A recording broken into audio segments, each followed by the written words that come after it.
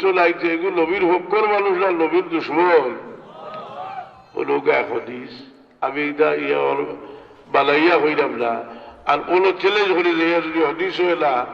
ইমাম তিরমিজি রহমতুল্লাহ আলাইহি তিরমিজি শরীফ আল্লাহ নবীর মর্যাদার অধ্যায় কোন কিতাব অঞ্চল হোক আসায়, আর কোন অধ্যায় অঞ্চল নবীর মর্যাদা যেন মর্যাদা আছে, যদি একটা অস্বীকার করে কোন জায়গায় যাইব আমাদের জীবনে খোঁচা দিয়ে বোকা ওরা বুঝুকা একটা আইটা নাই বুঝলি। কারণ ওয়াজ তো আরম্ভ হয়েছে না, ওয়াজ হইল সুর দিয়া না বাঁচিলে ওয়াজ হয় না। ইউনিভার্সিটি দিয়া যদি টিচারে বলে সুর দিয়া ওয়াজ আরম্ভ হরই, ছাত্র কইবা গেট আউট হাসাইলে না, কইবা তাতে তোর কথা হইতে হরতে হো, আর এটা তোমার এটা ওয়াজ উঠবার লাগিল আইসি না কি এর লাগি যে তাহলে যার জোট হতা ওইটা বিষয়ে আমি বাচ্চা শিখলাম। একটা কথা কইলাম যে ইমাম তিরমিজি রহমতুল্লাহ আলাইহি এই যে একটা সিরত দিয়া আলিয়া বলে নবীর মর্যাদার আলোচনার সিরতে খালো হয় না। কারণ হইল হদিস শাস্ত্র 8টা বিষয় থাকলে আমার উকিল সাহেব আসলে উকিল মানুষ বুঝবা। হদিস শাস্ত্র যেটা 8টা বিষয় আছে এটারে যাবে পরিপূর্ণ, যেটা সিয়র আছে, আদব আছে, তফসির আছে, আকাইদ আছে, ভিতল আছে, আশরাত আছে, আকাম আছে, মালাকিব আছে। অর্থাৎ যেটা নবী রাসূলের মর্যাদার অধ্যায়টাও আছে ও হাদিসে হয়ে যাবে। ও মর্যাদার অধ্যায় ইমাম তিরমিজি রহমতুল্লাহ আলাইহি একটা হাদিসের জন্য একদিন আব্বাস রাদিয়াল্লাহু আনহু কুরাইশ খানদানের মানুষের মহফিল বইছেন, তারা আলোচনা করেন তার বাপদাদার কথা। ওনার তারা কিছু কটাক্ষ করে লিছে আল্লাহ নবীর জন্মের ইতিহাস লইয়া। কিতা হইছে কইছে বিষ্ণু কাবিস লখলাতিল ভি কবা তাই লইলা বয়লা বালাইবার জায়গার খাজুরের গাছ বুঝলি। বয়লা বালাইবার খাজুরের গাছ হইল যেগুলো জড় ভেড় তো শক্ত নাই, বুস বুঝা জায়গার খাজুরের গাছ। আপনার দেশের রাজ্যে হইলে বলে যাও হয় ইকাল উলিয়া আব্বাস রাদিয়াল্লাহু আনহু বড় রাগ করছে। فجاء العباس الى رسول الله صلى الله عليه وسلم غضبان। আব্বাস রাদিয়াল্লাহু আনহু বড় গুসা হয়ে আইছে। فكأنه سمع شيئا تلزول কিতাব হচ্ছে এখানে হাদিস শরীফে নাই। হাদিসের ব্যাখ্যার কিতাব লেখছে وكأنه سمع من الكفار يطال في حسبه ونسبه। রসুল পাকের বংশ মর্যাদা জন্মের ইতিহাস লইয়া তারা কটাক্ষ করে নিচ্ছে। সে তো আল্লাহ নবী হইতে আসিল আব্বাস ইটা বাদ দেও, ইটা 40 বছরের আগের বাদ, ইটা আবার জন্মের আগের বাদ বা ইটার বাদ দেও। নবীও দেখছেন যে ইটা যদি কোনো মুসলমানে বাতে এগুলো ইমান নষ্ট হইব। আল্লাহ নবী ফাকামান নবী সাল্লাল্লাহু আলাইহি ওয়াসাল্লাম আলাল মিম্বার, রসুল পাক সাল্লাল্লাহু মিম্বর খড়া হইছেন বয়ান করবার লাগি। খড়াইয়া যে এইসব মানা আমি খেয়ে সাহাবি হলে উত্তর দিয়েছেন আত্মা রসুল্লাহ, আপনি আল্লাহ রসুল। কথা ঠিক না বল, কিন্তু আজ ঠিক নাই। আমিও বা আইলাম এই যে গুলো দুর্বল করলো বললো কি বলে আপনার বাপ মানুষ ঠিক নাই, আপনি অমুক আপনার খাতার ঠিক নাই। আমি জিজ্ঞাইলাম যে আমি খেয়ে তুমি কইলাই মুফতি সাহেব বলে থো বেটা তোর মুফতিগিরি। আজ আমার মুফতিগিরি লিয়ে দুর্বল নিয়ে আজ তো আমার জন্মের ইতিহাস লইয়া দুর্বল লাগছে। সুতরাং রসুল পাক এই জবাব মানল না। হুজুর পাক সাল্লাল্লাহু আলাইহি ওয়াসাল্লাম নিজে উত্তর দিল আলা মুহাম্মদ ইবনে আব্দুল্লাহ ইবনে আব্দুল মুত্তালিব, আমি মুহাম্মদ আব্দুল্লাহর বেটা আব্দুল মুত্তালিবের নাতি। এরপরে আল্লাহ নবী সাল্লাল্লাহু আলাইহি ওয়াসাল্লাম আবার বয়ান শুরু করলেন ইন্নাল্লাহ খালাকাল খালকা ফাজালাহুম ফিরকাতাইন। আল্লাহ যখন সৃষ্টি করলা সৃষ্টিরে দুই ভাগে ভাগ করলা, একগুলো উত্তম একগুলো অধম। ফাজালানি ফি খায়রিহিম, আমার উত্তম দল রাখলা, এর মাঝে এরা আবার দল দল করলা। আমার উত্তম দল রাখলা, এর মাঝে আবার এরা বিভিন্ন কবিলায় বিভক্ত করলা। আমার উত্তম কবিলাতে রাখলা, এর মাঝে বিভিন্ন পরিবারে বিভক্ত করলা। আমার উত্তম পরিবার রাখলা। আমি ব্যক্তি হিসেবে দুনিয়ার মাঝে শ্রেষ্ঠ, আর পরিবারটাও দুনিয়ার মাঝে শ্রেষ্ঠ। এ হদিস জয় বেলা ছিল যাহার যাহার কিছু বুঝে চলা করছি না যে দুজো হয়েছে ওই বলতে কি এক হদিস, কারণ হদিসও লাগা লিখবে হাসন সহি রেওয়ায়ত তিরমিজি শরীফ।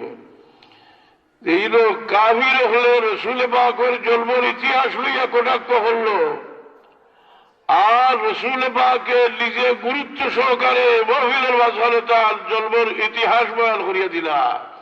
সুতরাং মিলাদুন নবীর সময় যারা রসুল পাকের জন্মের ইতিহাসের কোন গুরুত্ব নাই বলছে দেশের কাফেরদের আর যারা রাসূল পাক সাল্লাল্লাহু আলাইহি ওয়াসাল্লামের জন্মের ইতিহাসকে গুরুত্ব সহকারে আলোচনা করেছেন, তারা রাসূল পাককে অনুসরণ করতেছেন।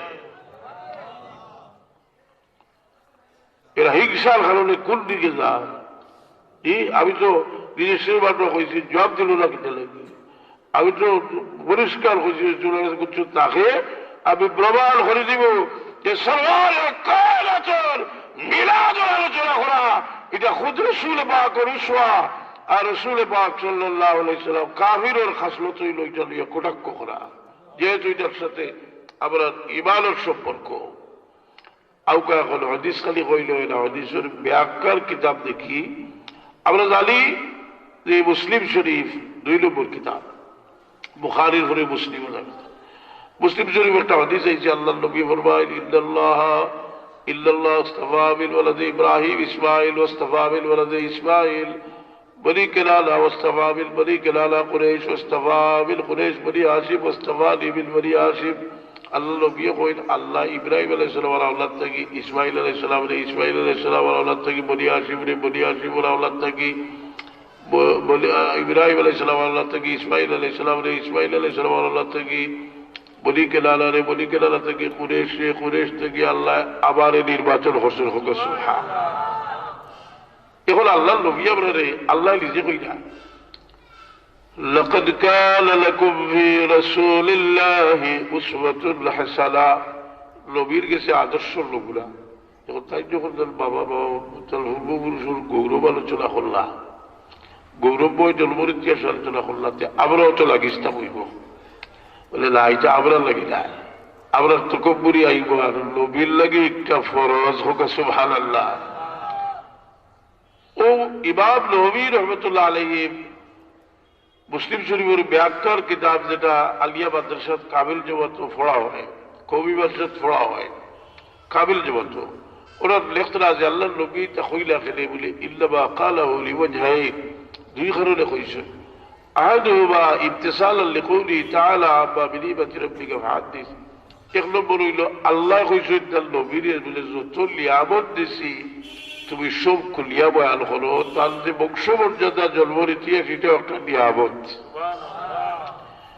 দ্বিতীয় ওয়াসালি আল্লাহু মিনাল বায়ান আল্লাযী ইয়াজিবু আলাইহি তাবলীগুহু ইলা উম্মতিহি লিয়ারিফুহু।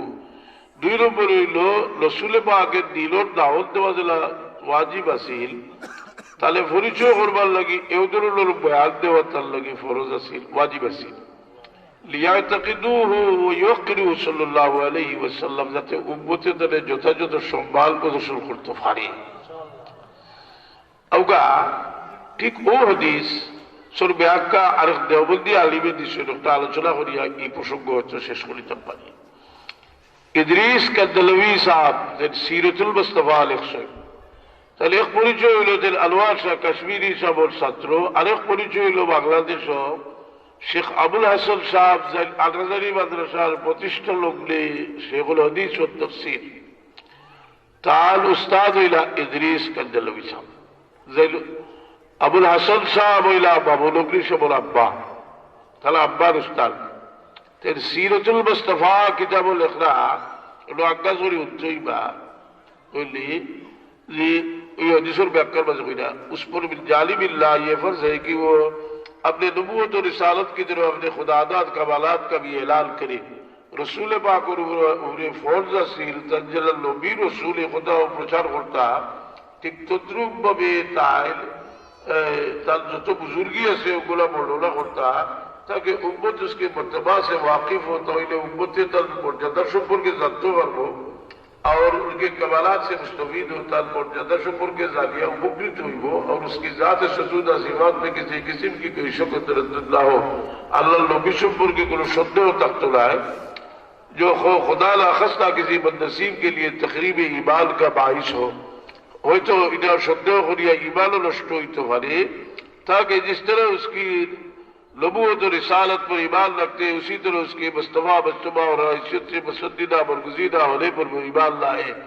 যে রসুল পাক যে শুধু নবী রসুল এটা নয়, তাই সর্বগুণে গুণান্বিত, তাই মুস্তাফা নির্বাচিত, মুস্তাফা সবচেয়ে উচ্চ স্তরের, हैसियत से पसंदीदा बरगुज़ीदा, পরিবার রাখি। এখন আবার সওয়াল হইল যে এরা রাসূল পাকের মর্যাদার একটা বিরাট অংশকে অস্বীকার করার চেষ্টা করছে, মিলাদুন নবীর বিরোধিতা করছে। শুধু তাই নয়, যদি এরা মিলাদের কিয়াম লাই করে তবে তো বসে বসে সেই আলোচনা করা উচিত ছিল, কিন্তু মিলাদুন নবীর মাস আসলে তাদের গায়ে শয়তান সওয়ার হয়ে যায় আর তারা বলে যে এ ধরনের আলোচনার কোনো গুরুত্ব নেই। তারা বলে, আর আমরা হাদিস পর্যালোচনা করলে দেখতে পারি যে কাফেররাই সেটা অস্বীকার করেছিল, রাসূল পাক সাল্লাল্লাহু আলাইহি ওয়াসাল্লাম নিজেই মিম্বরে দাঁড়িয়ে সেটা বর্ণনা করেছেন। সুতরাং আমরা সংক্ষিপ্তভাবে বলতে পারি যে তোমরা নবী পাকের মর্যাদার একটা বিরাট অংশকে অস্বীকার করার চেষ্টা করেছ, অন্তত পক্ষে এবছর করেছ, আর যাতে তোমরা না করো সে পরামর্শ আমরা দিচ্ছি। কারণ রাসূল পাকের মর্যাদা ইদ্রিস কান্দালাওয়ী নিজে বলতেছেন, তাকে শুধু নবী রাসূল বললেই হবে না, তাকে মুস্তাফা বলতে হবে, মুস্তাফা বলতে হবে। তিনি নির্বাচিত, তিনি আদম আলাইহিস সালাম থেকে শ্রেষ্ঠত্বের অধিকারী হয়ে আসছেন, সেটাও বলতে হবে তোমাদেরকে। আর নতুবা তোমাদের ঈমান কলবে ঢুকবে না। তোমরা বলতেছ এটার সাথে তো আমলের সম্পর্কে নাই, তোমরা তো এক ব্যাপার নিয়ে ব্যস্ত হয়ে গেলে। এক আমল মানুষকে আল্লাহর লম্বা সুযোগ, আল্লাহর পক্ষ থেকে দীর্ঘ টাইম আমলের সুযোগ দেওয়া হয়, আবার কোন সময় তার দুর্ভাগ্য যে সে ঈমান থেকে মহরুম থেকে যায়। সাল্লাল্লাহু আলা সাইয়্যিদিনা মাওলানা মুহাম্মদ ওয়া আলা আলিহি সাল্লাল্লাহু আলা সাইয়্যিদিনা মাওলানা মুহাম্মদ ওয়া আলা আলিহি ওয়া আসহাবিহি ওয়া সাল্লাম। সাল্লাল্লাহু আলা সাইয়্যিদিনা ওয়া মাওলানা মুহাম্মদ ওয়া আলা আলিহি ওয়া আসহাবিহি ওয়া সাল্লাম। আল্লাহুম্মা সাল্লি আলা সাইয়্যিদিনা মুহাম্মদ ওয়া আলা আলি সাইয়্যিদিনা। আসুন এমন এক ব্যক্তির, এমন একজনের আলোচনা করি যাকে দুনিয়ার মধ্যে আল্লাহ তাআলা সবচেয়ে বেশি ইবাদত বন্দেগীর সুযোগ দিয়েছেন, একটা বেয়াদবির কারণে সে ধ্বংস হয়ে গেছে। সে হল ইবলিস। তার সম্পর্কে তাফসীরের কিতাবে লিখতেছেন, ইল্লা ইবলিস লাইন কানা খাজিলাল জান্নাহ 40,000 সানা। ইবলিস 40,000 বছর বেহেশতের জিম্মাদার ছিল। বলে সুবহানাল্লাহ। ওয়াল মালায়েকা 70,000 সানা, ফেরেশতাদের সাথে ছিল 80,000 বছর।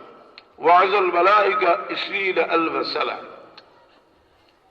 ফেরেশতাদেরকে সে ওয়াজ করেছে 80,000 বছর। ও সাইয়্যিদুল কাররাবিন 30,000 সানা, আর কাররাবিন ফেরেশতাদের সর্দার ছিল সে 30,000 বছর। ও সাইয়্যিদুর রুহানিন 1000 সানা, রুহানি ফেরেশতাদের সর্দার ছিল 1000 বছর। তওয়াফ হাওলাল আরশে 14,000 সানা, আর সে আরশে তওয়াফ করেছে 14,000 বছর। ও কানা ইসমুহু ফি সামাঈদ দুনিয়া আল আবিদ, দুনিয়ার আকাশে তার নাম ছিল আবিদ। ও ফি সানিয়া আজ-জাহিদ, সে দ্বিতীয় আকাশে তার নাম ছিল জাহিদ। ও ফি সালিসা আল আরিফ, তৃতীয় আকাশে তার নাম ছিল আরিফ। ও ফি রাবিয়াত আল ওলি, চতুর্থ আকাশে তার নাম ছিল ওলি। ও ফিল খামিসাত আল তাকি, আর পঞ্চম আকাশে ছিল মুত্তাকি। ও ফি সাদিসাত আল খাজিন, সপ্তম আকাশে তার নাম, ষষ্ঠ আকাশে তার নাম ছিল সে খাজিন। ও ফি সাবিয়াতে আজাজিল, 7 নম্বর আকাশে তার নাম ছিল আজাজিল। ও ফি লৌহিল মাহফুজ ইবলিস, আর লৌহে মাহফুজে তার নাম ছিল ইবলিস। সে এত দীর্ঘ টাইম সুযোগ পেল, এত দীর্ঘ টাইম সে সুযোগ পেল আল্লাহকে ডাকার, আল্লাহকে সিজদা করার। কিন্তু আল্লাহ আমাদের জন্য একটা নজির রেখেছে যে তারপরে আল্লাহ বলসা হলো এক সম্মানিত মখলুককে সৃষ্টি করবেন, আদম আলাইহিস সালামকে সৃষ্টি করলেন। ইল্লাল্লাহ আস্তাফা আদম, আদম আলাইহিস সালামকে নির্বাচন করলেন। আদম আলাইহিস সালামকে আল্লাহ বুজুর্গি দান করলেন, আর বললেন যে উসজুদু লিআদম, আদম আলাইহিস সালামকে তোমরা সিজদা করো। ফেরেশতাদের মধ্যে সে তো ছিল, ফাসাজাদাল মালায়েকাতু কুল্লুহুম আজমাউন ইল্লা ইবলিস, সবাই সিজদা করলো, কিন্তু সে তো আর সিজদা করলো না। সে সিজদা করলো না। আল্লাহ ইচ্ছা করলে তখনই তাকে লানত করে শেষ করে দিতে পারতেন, কিন্তু আল্লাহ দেখলেন যে তাকে কিছু আমি বুঝাই, যদিও সে বুঝবে না, আবার একটা নিয়ম থাকুক যে কেউ না বুঝলে তাকে যাতে বোঝানো হয়। সেজন্য আল্লাহ আদম আলাইহিস সালামের বুজুর্গি তার সামনে তুলে ধরতে আরম্ভ করলেন। তিনি 4টা বুজুর্গি তুলে ধরলেন, যেটা হাফিজ ইবাদউদ্দিন ইবনে কাসির রাহমাতুল্লাহ আলাইহি কসসুল কুরআন কিতাবে লিখেছেন। ফাজি আরবাউতু সিফাতিল খালকু বিয়াদিল কারীমা। প্রথমে আল্লাহ তার সামনে তুলে ধরলেন, সে অবজ্ঞা করলো কি বলে, আসজুদু লিমান খালাকতা তিনা, আর যাকে মাটি দিয়ে সৃষ্টি করেছো তাকে আমি কেমন করে সিজদা করি। খালাকতানি মিন নার ওয়া খালাকতাহু মিন তিন। আল্লাহ আদম আলাইহিস সালামের বুজুর্গি তুলে ধরলেন যে 4টা। একটা হলো খলকু বিয়াদিল কারীমা, যে আল্লাহ বললেন যে খালাকতু বিয়াদাইয়া, আমি আদমকে তো আমার কুদরতের হাত দিয়ে সৃষ্টি করেছি। ওয়ানাফু বিরূহি, আমি তার মধ্যে আবার রূহ ঢুকে দিয়েছি। প্রশ্ন হলো, ইবলিস আদম আলাইহিস সালামকে অবজ্ঞা করলো মাটির আদম বলে, আর আল্লাহ বললেন যে আমি আমার হাত দিয়ে সৃষ্টি করেছি। সাধারণ মানুষের হাত লাগলে মাটি সোনা হয়ে যায়, মানুষের হাত লাগলে বলিমুক্তা হয়ে যায়। আল্লাহ বলতেছেন খালাকতুহু বিয়াদাইয়া, আমি আমার হাত দিয়ে তাকে সৃষ্টি করেছি। আর সে অবজ্ঞা করলো। আমি আপনাদেরকে প্রশ্ন করবো, আদম আলাইহিস সালামের যে বুজুর্গি আল্লাহ তুলে ধরেছিলেন, সে বুজুর্গিটাকে 40 বছরের বলে, সে বুজুর্গিটা তার সৃষ্টি লগ্নের, সেটাই আপনাদেরকে জিজ্ঞেস। নবীর বুজুর্গি যদি শয়তান ও হাবির অস্বীকার করে, তবে আল্লাহ সুন্নাত হলো নবীর সৃষ্টি লগ্নে যত বুজুর্গি আছে তাদের সামনে তুলে ধরা।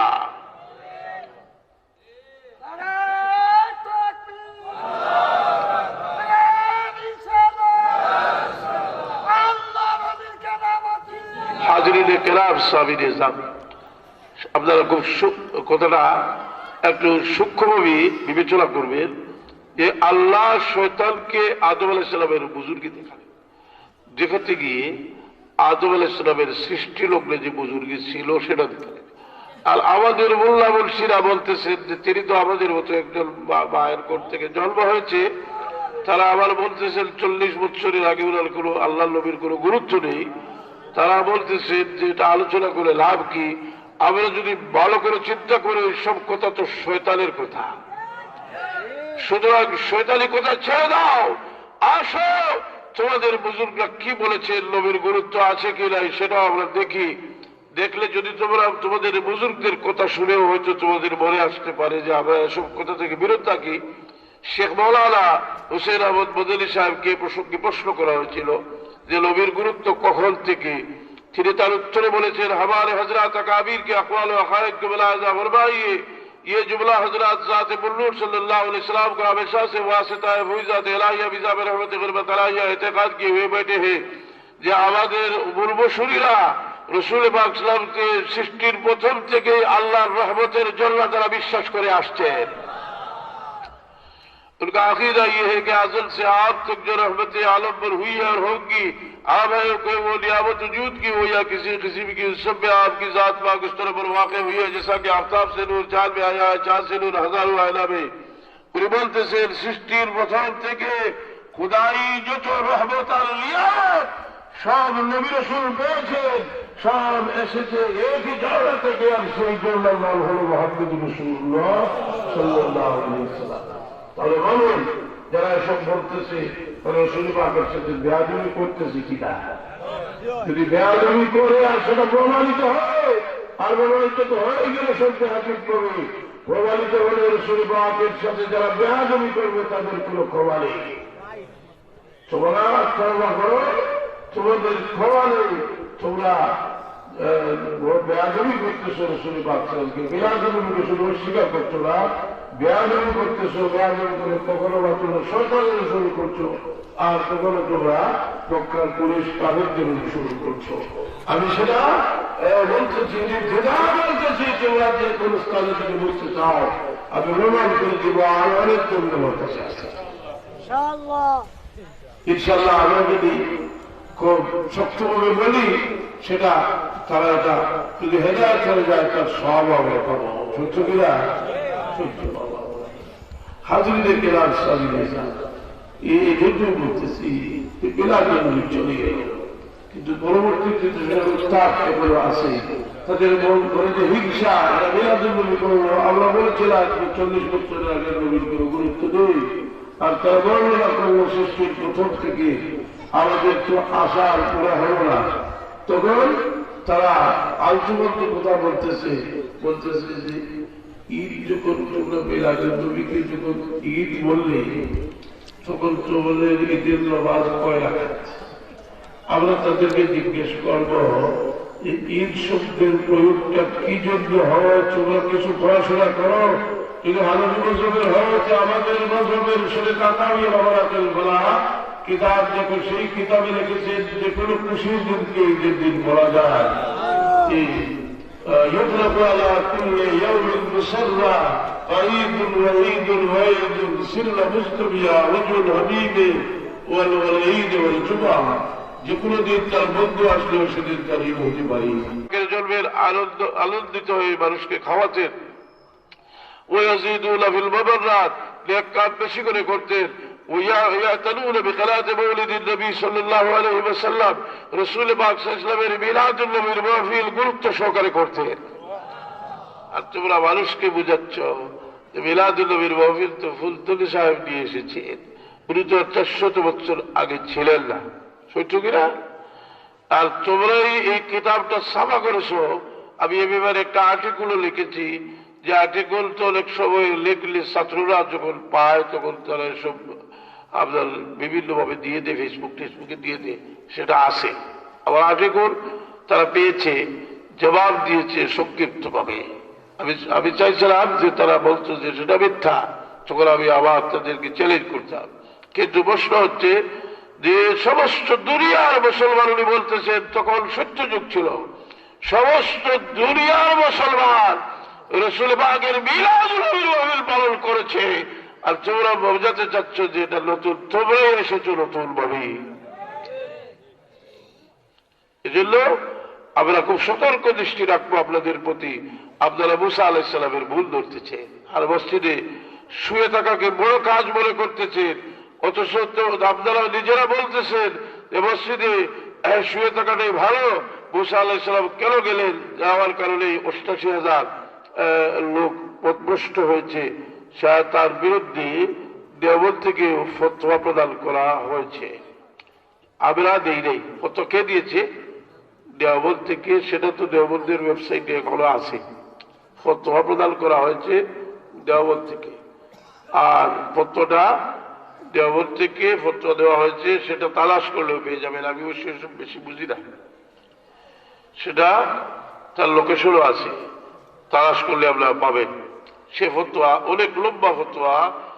ওরা বলতেছেন যে আপনারা অনেক গুমরাহি করেছেন, মদনী সাহেব আপনাদেরকে সতর্ক করেছিলেন, তখন কিছুটা সতর্ক হয়েছে, এখন আর আপনারা রাস্তায় নাই। দেখেন সেখানে সবের দর্শকত্ব আছে দেওবন্দ থেকে। এখন যদি বলা যায় যে আপনাদের মসজিদে আপনারা ডিস্টার্ব করেন কেন, আপনারা বলতে পারেন যে আপনারা ঠিক হয়ে আসেন। সত্য কিনা? ঠিক হয়ে আসেন। নবী রাসূলের আপনাদের মাধ্যমে কি আসবে, কোন ইজব আসবে, সেটাও আমরা খুব চিন্তা আছি। ভালো কাজ করতেছেন, ভালো কাজের সেই রোজা শরীফের পাশে বসে এরা আল্লাহ বিল্লাহ করতেছে, পানি খাওয়াচ্ছে, দাল খয়রাত করতেছে, অথচ তারা করতেছে কি? বক্তা করতেছে। এদিকে রহমতুল্লাহ আলামিনের সাথে বোধ হয় এখানে খ্রিস্টানরা ব্যর্থ হয়ে তারপরে গুরু আলিমকে দায়িত্ব দিল।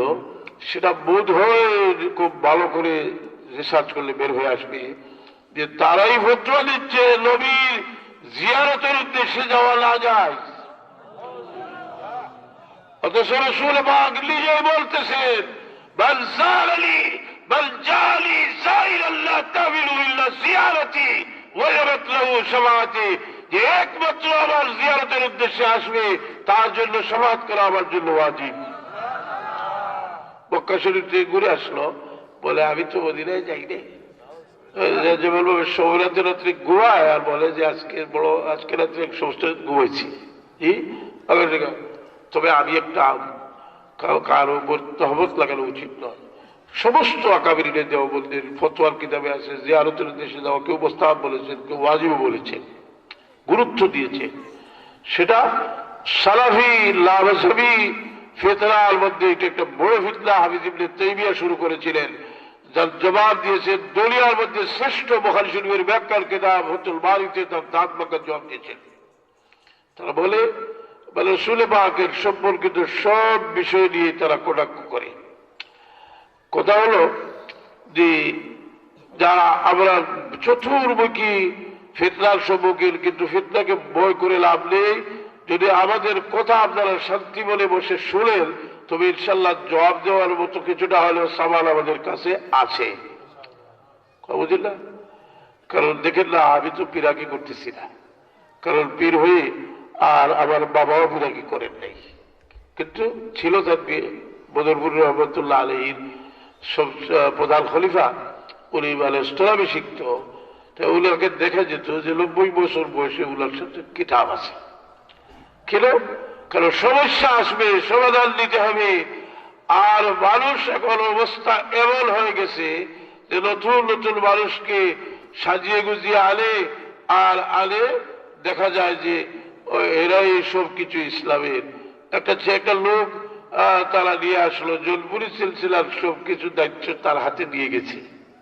আর আপনারা বাদেশ্বরের লোক তো খুব মূল্যায়ন করলেন। তার বয়স কত? তার বয়স 35 বছর।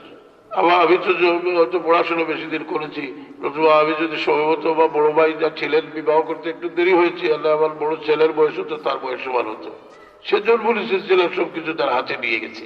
আর আপনারা বলতেছেন যে অবজ্ঞা সিলেটের মানুষের। এটা জলপুরি সিলসিলা সবকিছু তার হাতে যাবে কেন? তার জন্ম যখন ছিল না, সিলসিলাটা চললো কিভাবে সেটাও তো দেখার ব্যাপার, সত্য কিনা? আজকে যারা আওয়ামী লীগ করতেছেন, যদি আজকে একটা নতুন একটা অল্প বয়স্ক ছেলে বলে আমি আওয়ামী লীগের প্রতিষ্ঠাতা আর সব কিছু, জি জুতা পিটা হবে কিনা? জুতা পিটা হবে। এজন্য এরা নিয়ে আসবে। শেষ পর্যন্ত দেখা যায় যে খতিয়ে দেখা গেল যে সে তো আসলে মওদুদী সাহেবের দালাল।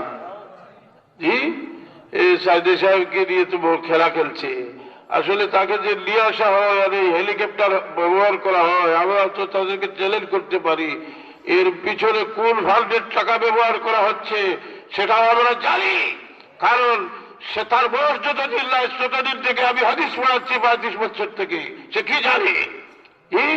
কয়েকটা বড় কথা বলবে, আজকে যদি কোনো মোকাবিলা হয় তাদেরকে তো আর পাওয়া যায় না, আমরাই তো করতে হয়।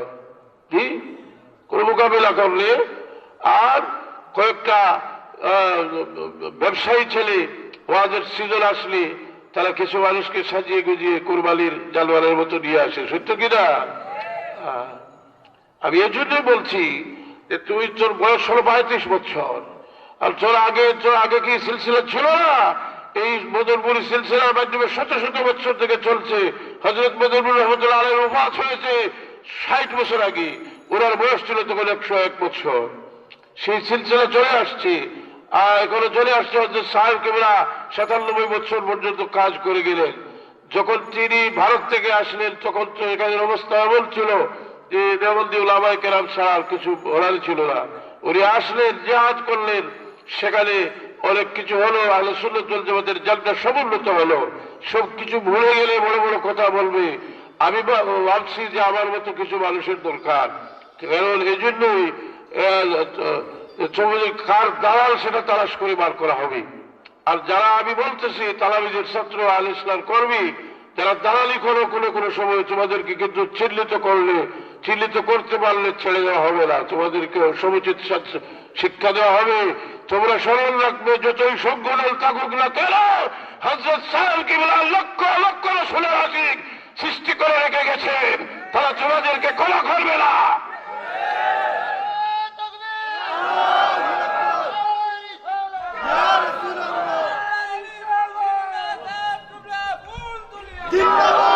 হাজরিনে কেরাম সাবিনে যা 16 থেকে হযরত সাহেব কিবলা শূন্য থেকে একটা সৃষ্টি করলেন, আর সেখানে জলপুরি সিলসিলার যারা সমুন্নত হলো, শুধু উনি বিরাগী করেন নাই, উনার যে হাদিসের খেদমত, উনি যে আমার কোরআনের খেদমত করে গেছেন, সেটা আল্লাহর মেহেরবানি সরাসরি আরব থেকে খেদমত নিয়ে এসে এখানে রাসূল পাকের নির্দেশে সেই আলো বিস্তার করেছেন। সত্য কিনা? তবে এটা শিকড় অত্যন্ত গভীরে আছে, সত্য কিনা? আমি এই জন্যই বলছি, কিছু সংখ্যক ছেলে আছে যারা এসব করতেছে, আমরা আর কিছু বেশি দেরি করবো না, তাদেরকে চিহ্নিত করার চেষ্টা করব। আমি অসুস্থ ছিলাম 9 মাস, আল্লাহ আমাকে সুস্থ করেছেন ইনশাআল্লাহ। আমি বলতেছি হযরত সাহেব কিবলার ভক্তবৃন্দ যারা আছেন, তারা চিন্তা করবেন যে হযরত সাহেব কিবলা আমাদেরকে যে রাসূল পাকের মহব্বতের আলো দিয়েছেন, সে আলো নষ্ট করার জন্য বিভিন্ন চক্রান্ত চলছে। আপনারা সতর্ক থাকতে হবে। আমি আর আমার বক্তব্য দীর্ঘায়িত করছি না, এখানে শেষ করছি। আমি তো এত এলাকায় আরো অনেক প্রোগ্রাম আছে, ইনশাআল্লাহ আসলে আমার বক্তব্য পুরা করবো। وآخر دعوانا أن الحمد لله رب العالمين والصلاة والسلام على سيد المرسلين وصلى الله على سيدنا محمد وآله وصحبه أجمعين. دعا کری لئی مختصر آزان اچھا سیدنا مولانا محمد وعلى آله وصحبه وسلم صلى الله على سيدنا. আমি আপনাদের একটা কথা হয়ে শেষ করবো।